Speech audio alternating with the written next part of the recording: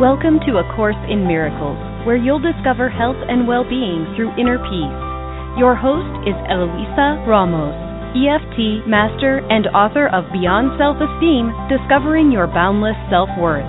Using EFT, the Ramos clearing technique, and the principles of A Course in Miracles, you'll learn how to open your mind to healing and to all that is inherently yours: deep fulfillment, vitality, joy, and inner peace.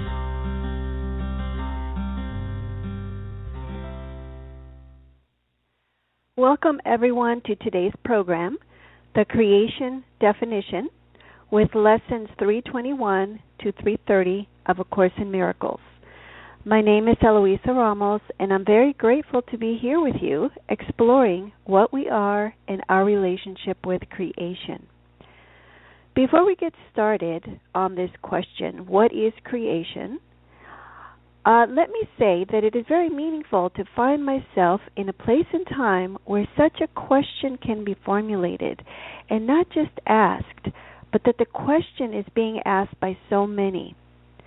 Together, we are acknowledging something deep within us that longs for and seeks connection to the essence of what life or creation is, and therefore to knowing what we are as living beings, as the created. Great joy arises within me in the recognition that we are not alone in our seeking.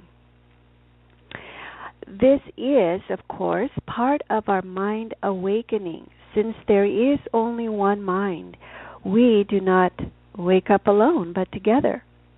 As we let go of the dream of separation and recognize the truth of our oneness, of one thing we can be certain: despite our disagreements on what we think we are, and irregardless of how we judge our life, we are acknowledging more and more that what we call life cannot just be surviving, but has to be beyond it.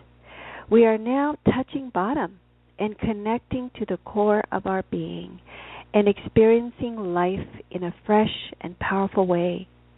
We have opened our mind to what we are, creation. It is what holds us together as one and not separate. We may call this awareness of oneness by different names: the unifying field, the matrix, energy, or the memory of God, as A Course in Miracles calls it. But we are all returning to this same knowing. So let's get started with what is creation. I'm going to start by reviewing from Chapter 4, Section 7, Creation and Communication. And this is from the text. Quote, "Ego illusions are quite specific, although the mind is naturally abstract. Part of the mind becomes concrete, however, when it splits. The concrete part believes in the ego because the ego depends on the concrete.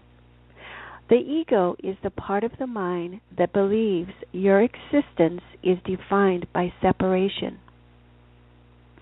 Everything the ego perceives is a separate whole, without the relationships that imply being." Unquote. So, this part of our mind that splits and becomes concrete is the part of the mind that believes in the ego and also identifies with the body and physicality. Without physicality or concreteness, which makes things dense and bounded, separation would be meaningless to us. And so, the idea that we could be separate from our source would also be impossible. Our true self-identity in a relationship of being in oneness with our Creator and creation would be what remains. Perception would not distinguish differences because there would be nothing to compare without separation. The split mind would heal, and the belief in the ego or division would be released. So yes, the ego depends on the concrete, meaning on us believing we are a body. In order to protect itself, the ego belief tells us the body or physicality is causal or self-created. This makes the body separate from us and with a mind of its own, hiding from our awareness that our mind is the one that is causal. It needs to hide this because if the mind is causal, then it is not powerless and cannot be sick and helpless and a victim. And it cannot be attacked by others, by itself, and by the world. The mind would then be in a position to change itself, to change its mind about what it wants to see in the world. This is a critical step in the mind awakening to the truth of what it is, which ultimately releases the belief in the ego. Let me give you a quick example of how this works with illness when we want to believe that the body is causal or creative. My son woke up yesterday morning telling me his leg was hurting. I asked what he was doing when it started, and he said, I stretched my leg this morning when I was turning in bed and pulled a leg muscle, and now I can't walk because it hurts when I put weight on it.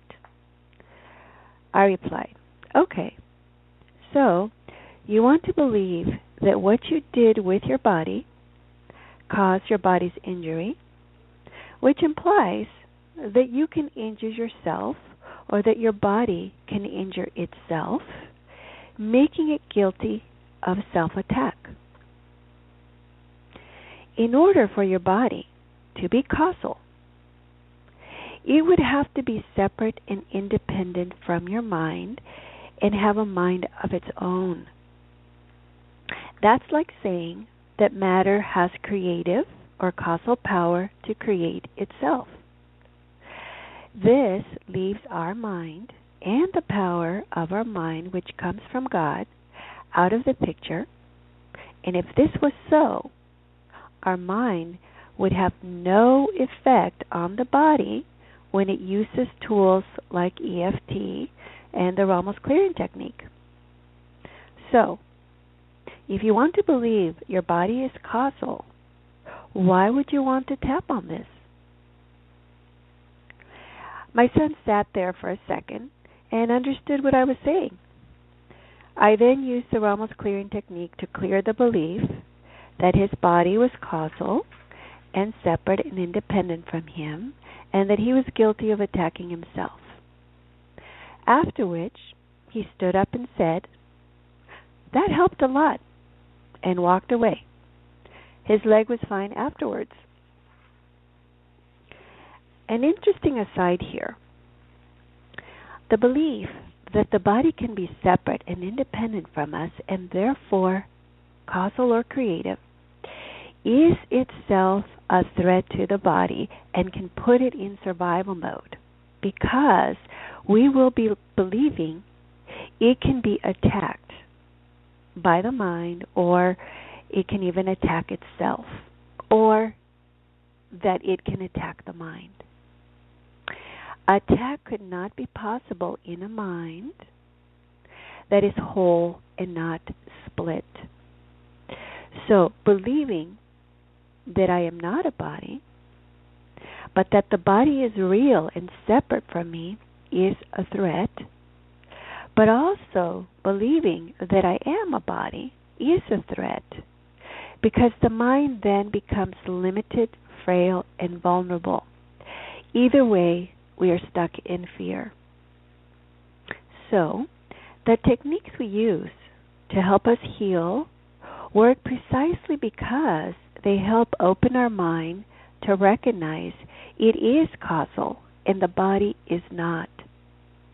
This helps to reestablish the mind's power and relationship to its source, since that is where all creative power comes from. And it is this change of mind that is the miracle that brings healing to the body because it heals the split mind. A Course in Miracles would say it releases the disruption in communication to our source and therefore to our being, what we are, which is a state of wholeness or oneness that cannot be sick. So back to Chapter 4, Section 7, quote, "The ego is thus against communication, except insofar as it is utilized to establish separateness rather than to abolish it. Its communication is controlled by its need to protect itself, and it will disrupt communication when it experiences threat. This disruption is a reaction to a specific person or persons," unquote. So, when we forgive or do EFT, we are releasing the reaction to a specific person or persons or situation. We are clearing energy disruption, which clears the channel of communication with what we are in truth. Energy disruption is a disruption in communication with our source. The disruption or reaction shows up in many ways. And I think that is why we use the word dis-ease. But of course, we find it in traumatic past memories, emotional and physical pain, internal conflict, fearful beliefs, disease, etc. What these are just effects of the one problem of separation, which we hold in our mind, but only as a memory. Therefore, this problem is illusion and not real, since it was given answer the instant it arose.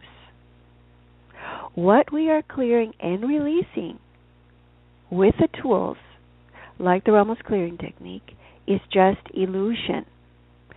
The effects that come from a memory that our mind is remembering, but that has no more reality. So, the ego is against communication, and the disruption, it will show up as a reaction to a specific person or person. But, quote, "in contrast, spirit reacts in the same way to everything it knows is true and does not respond at all to anything else, nor does it make any attempt to establish what is true. It knows that what is true is everything that God created. It is in complete and direct communication with every aspect of creation because it is in complete and direct communication with its Creator. This communication is the will of God. Creation and communication are synonymous," unquote. So, spirit reacts to everything it knows is true with love and does not react to anything else. Illusion does not affect it at all. Through the practice of forgiveness and the healing of the energy disruptions, we are returning our mind to the service of spirit so that communication with our source and with all of creation can be reestablished. Spirit does not react to illusion like ego does because it can see it is not real. And so its inherent peace is not disturbed because there is no reaction or energy disruption. When our mind is placed at the service of spirit, we stop reacting to fear because our mind recognizes it is not a body and that attack and threat are not real, and so we lay down our defenses. We stop all attack because we know there is no quote-unquote other to attack because there is no separation. We choose the miracle instead of the grievance, saving ourselves and the world from suffering, illness, conflict, and death, and healing the separation, which returns us to our inherent state of peace, joy, and deep fulfillment, which is what we are. The reestablishment of full communication with our source is our return home to heaven or to the kingdom, because it is the home of our holy mind. When our mind is in this state of oneness and being, it knows its holiness and it rests in peace and love because it lacks nothing and is in harmony and in unity with everything. There is no difference between having and being here, and so there is nothing that we could lack. There is nothing to do, there's nothing to wish for. The mind simply follows guidance, and that is all. Lesson 324 says, quote, I merely follow, for I would not lead. You have set the way I am to go, the role to take, and every step in my appointed path. I cannot lose the way. Your loving voice will always call me back and guide my feet aright. So let us follow one who knows the way, and it is he who makes the ending sure and guarantees a safe returning home. Unquote. It is only awake at home in the kingdom that our mind creates like its source, because then it knows what it is, love. Quote, God created every mind by communicating his mind to it, thus establishing it forever as a channel for the reception of his mind and will. Since only beings of like order can truly communicate, his creations naturally communicate with him and like him. This communication is perfectly abstract, since its quality is universal in application and not subject to any judgment, any exception, or any alteration. God created you by this and for this. Unquote. Chapter 4, Section 7 text. Our mind was created to be a receiving channel for God's mind, for God's thoughts and will, so that truth can be extended or shared through us. Truth is knowledge with universal application and not subject to any judgment or exception. Our Creator created us in wholeness and universality, not in separation, limitation, nor physicality. Lesson 326 says, quote, I am forever an effect of God. Father, I was created in your mind, a holy thought that never left its home. Unquote. We are not bodies, we are holy thoughts in the mind of God, which is our home because ideas do not leave the mind that thought them. But we are also an effect of God. This may sound contradictory because we are told we are both a thought and also an effect. Thought being causal and the effect the result of the thought. This appears so because in the world of false perception, where separation and concreteness is real, we believe that the effects of our ego thoughts manifest in a world that is separate and outside of our ego mind. Since the mind appears to be in the body, when the ego mind projects the thoughts as images outside itself, they come back like a reflection in a mirror. So we think that the effects we see and experience in the world are separate from their cause because we perceive a within and without when there is no separation in truth. It is all in our mind.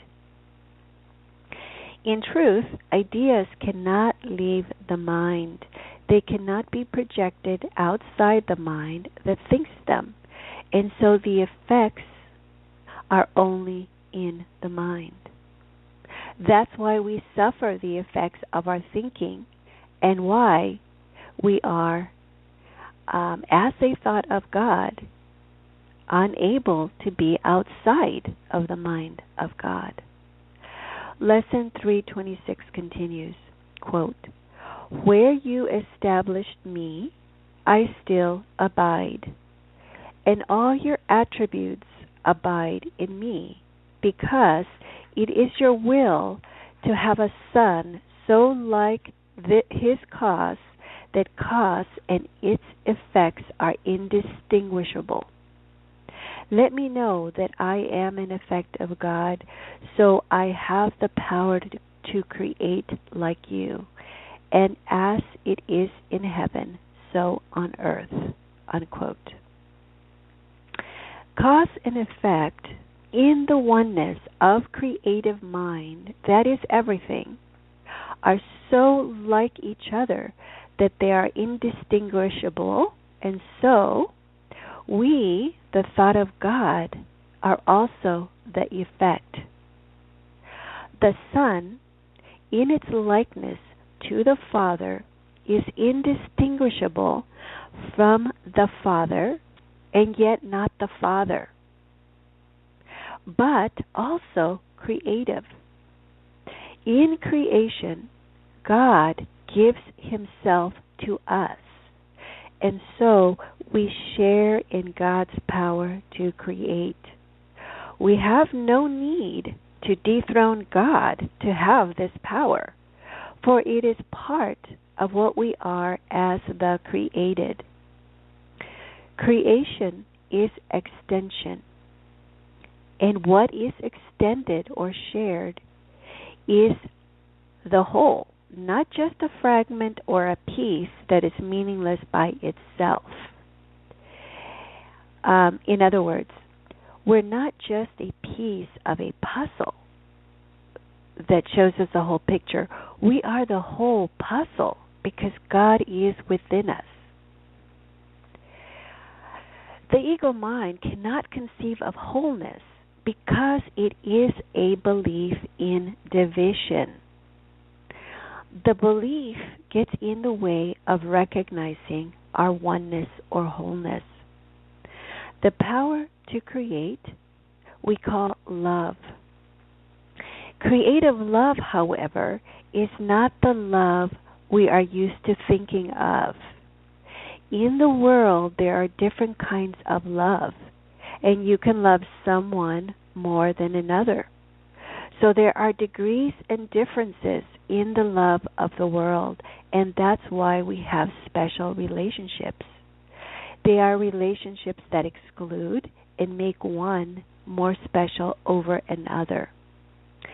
God's creative love is unlimited and unrestricted. It excludes no one. It is a complete and full communion and communication that is universal and encompasses all of life. Quote, creation is the sum of all God's thoughts, in number infinite, and everywhere without all limit.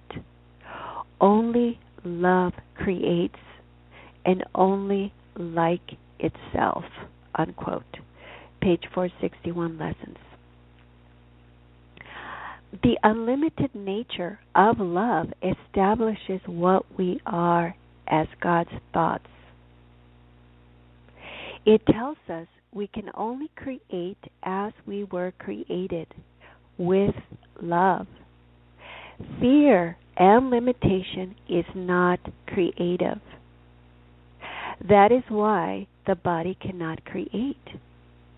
But when we believe our fearful ego thoughts, we are believing fear and limitation are real, and our ego mind miscreates or makes. And the Course in Miracles distinguishes the word creates from makes for this reason. But let's keep in mind that the miscreation is not real, but a dream or illusion. And that is why healing appears to happen at the physical level, because we are working with appearances in a dream, not reality. The healing really happens in the mind, when the mind recognizes its fears are not real. And so the effects, which were illusory to begin with, just vanish. But we say that the body healed.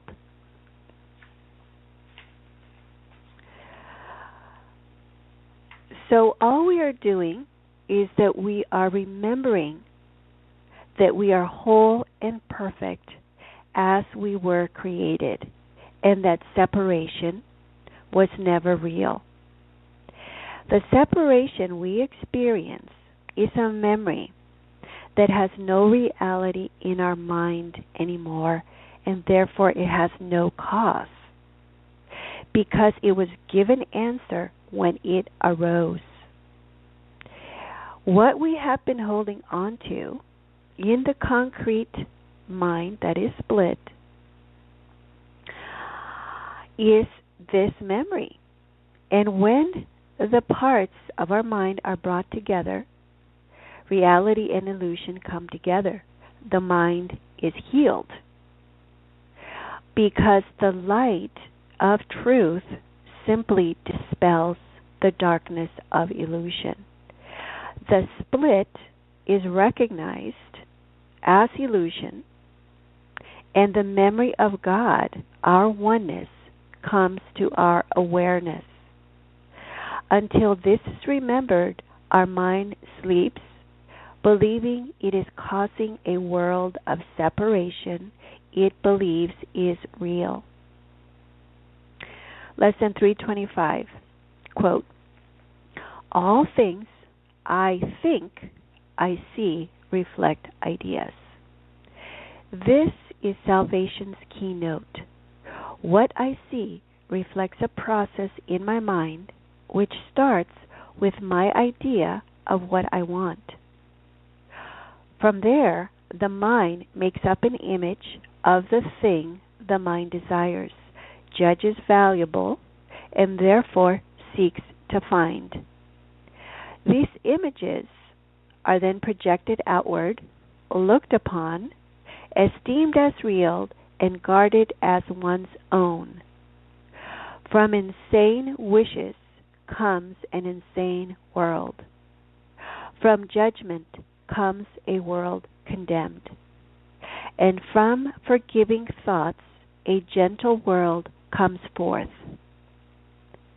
Our Father, Your ideas reflect the truth, and mine, apart from yours, but make up dreams. Let me behold what only yours reflect, for yours and yours alone establish truth. Unquote. Our physical senses do not perceive ideas or thoughts. Images, on the other hand, are easily perceived. So, our mind starts with an idea it has judged valuable, and therefore desires and seeks to find outside itself. It projects it out so it can find it. But in choosing the idea it wants, the mind tends to desire what it believes it lacks, or that it is limited in having, because it sees itself that way. If the mind knew it was and had everything, there would be nothing to desire. This image of the idea desired is then projected outside the body, onto a world the mind believes is separate and independent from it, only to see it reflected back to itself via its physical senses. Unaware of its projection, the mind believes this image is real because the body's senses tell it is, since it is a concrete and bounded form. And we have taught ourselves to associate what is real with what is bounded, limited, and concrete. Because we value what we found and wanted it, we esteem it as real and make it ours, making it a part of what we think we are. But of course, these things we call real, having been projected from uncreative thoughts, are impermanent and unlike the eternal mind that God created. So what was made is illusion. These things will come and go, and we will suffer loss because we are believing that what is real are things that are impermanent and that last but for a while. This includes our body, and so the body appears to deteriorate and die, like all other limited things. A Course in Miracles reminds us that these ideas are unreal because they are apart or separate from God, since they are unlike God, and because nothing is truly separate from God, make up only dreams because they do not reflect the truth of what we are, eternal and unlimited, and therefore incapable of loss. Reality must reflect truth, or it is not reality. I have worked with people who got themselves very confused because they tried to use the ideas from the law of attraction and cause and effect and tools like EFT to manifest and remove the blocks to what they wanted without recognizing that what they were wanting was coming from a place of fear and lack. What they inadvertently were doing was increasing their internal conflict. When we create from a place of oneness and love, inner peace is the result, not stress and conflict. Quote, "The mind is very active. When it chooses to be separated, it chooses to perceive. Until then, it wills only to know. Afterwards, it can only choose ambiguously, and the only way out of ambiguity is clear perception. The mind returns to its proper function only when it wills to know. This places it in the service of spirit, where perception is changed. The mind chooses to divide itself when it chooses to make its own levels, but it could not entirely separate itself from spirit, because it is from spirit that it derives its whole power to make or create. Even in miscreation, the mind is affirming its source, or it would merely cease to be. This is impossible because the mind belongs to spirit, which God created and which is therefore eternal. Unquote. Page 43 text. And so, to be truly creative, the mind needs to heal the separation first. This means that we stop valuing the world of concreteness, which is illusion, and we are very attached to our things. And it's also partly because the survival of our ego depends on keeping us attached to our things, to concreteness, and we value our ego. And so this release, this change of mind can feel like death. This, of course, is coming from the ego. Lesson 322 reassures us when it says, quote, I can give up what was never real. I sacrifice illusion, nothing more, unquote. As God created me, one self that is unchanging, I can suffer no loss. God never takes away because creation is expansion and sharing and giving incessantly. Illusions are what gets sacrificed along with fear.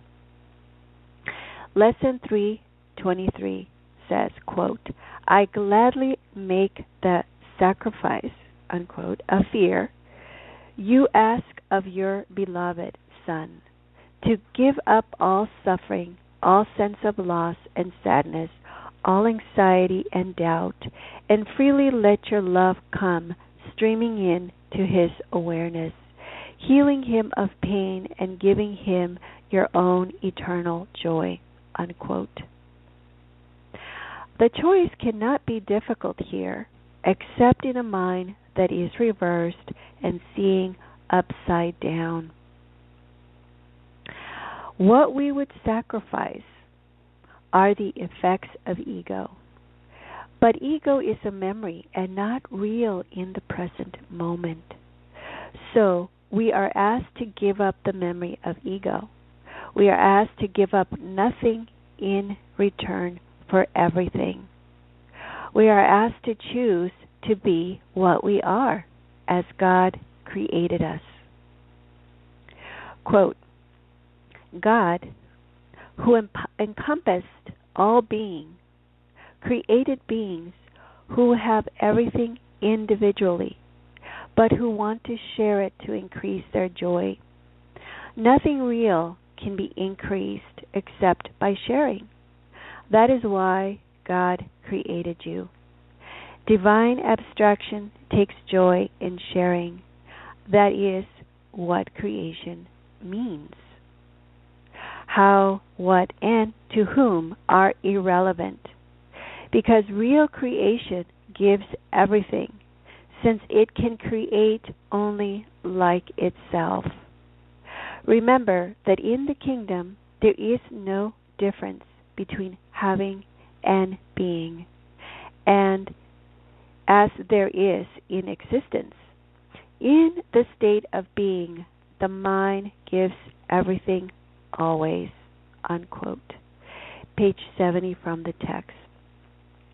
Now, this is something difficult for our conceptual mind, that thinks in concepts which are bounded ideas, limited ideas, to wrap itself around that that divine abstraction and creation is this infinite extension or sharing, because in giving it receives, and therefore it is a continuous loop that is infinite. And so what it's hard for our mind to conceive of is infinite giving without loss, because there's always the idea that we're going to run out if we give everything. And I had a dream, just the other night. It was kind of funny because I was at a store, and I went to a vending machine that had sodas and other drinks, and I put in $1 and I pushed a button and I got the drink. But the machine gave me like lots of change back. It gave me like more than what I put in. And I thought, oh, that's interesting, And so I took the drink and I pushed a different button without putting any money in. And it gave me another drink, and then it gave me more change. And I thought, oh, wow, And so I'm feeling like my pockets, with all this change. And then I pushed the button again, and then it gave me this other drink. And now the drink wasn't exactly what the button said it was, but it was still good, And then it gave me more change. And I thought, oh, the program in the machine is reversed. Okay. And this was an interesting dream, because to our conceptual mind, the idea of infinite love that just gives forever and ever is, to the conceptual mind, like this machine. Like, what's wrong with this machine? There's something wrong with this machine. It's reversed. It's not supposed to be like that. You see, it's a misprogram. So the conceptual mind is in itself reversed and has to unreverse itself in order to fully accept and receive this amazing truth that eternity and abundance and unlimitedness is the truth of what we are, and to be able to embrace that and accept that. So I want to just conclude our topic here with one last quote. Quote, "We are creation. We, the sons of God. We seem to be discreet and unaware of our eternal unity with Him. Yet, back of all our thoughts, past all our fears, there is still certainty. For love remains with all its thoughts, its sureness being theirs. God's memory is in our holy minds, which know their oneness and their unity with their Creator. Let our function be only to let this memory return, only to let God's will be done on earth, only to be restored to sanity, and to be but as God created us." Unquote. Page 461, Lessons. So thank you, everyone, for joining me, and I'd like to welcome you for next time when we ask, what is the ego? And as we come to the closing of the lessons, I believe there's a couple more themes left. I will be presenting a little bit more on how to use EFT tapping and how to use the Ramos clearing technique in conjunction with your spiritual practice, and how we can use it to receive self-insight. And sometime soon after that, I would like to do a more in-depth a workshop, which will probably be a webinar so that we can have video, going more into the Ramos clearing technique, and giving you more training on that. I have been wanting to do that for a while, but the technique has been evolving as I grow myself and in awareness. The technique becomes a reflection of that, and so I think that it's in a place now because the new updated one, which I have not uploaded onto my website, and I will be doing so in a month or so, now includes the release of judgment and false selves, and that's primarily what we're muscle testing for and checking, to release those identifications. And so I just want to, give you a heads up that will be coming up soon. And so blessings, everyone, and until next time. For more information about EFT, muscle testing, working with Eloisa, and to download a free version of the Ramos Clearing Technique, visit www.healingwitheft.com.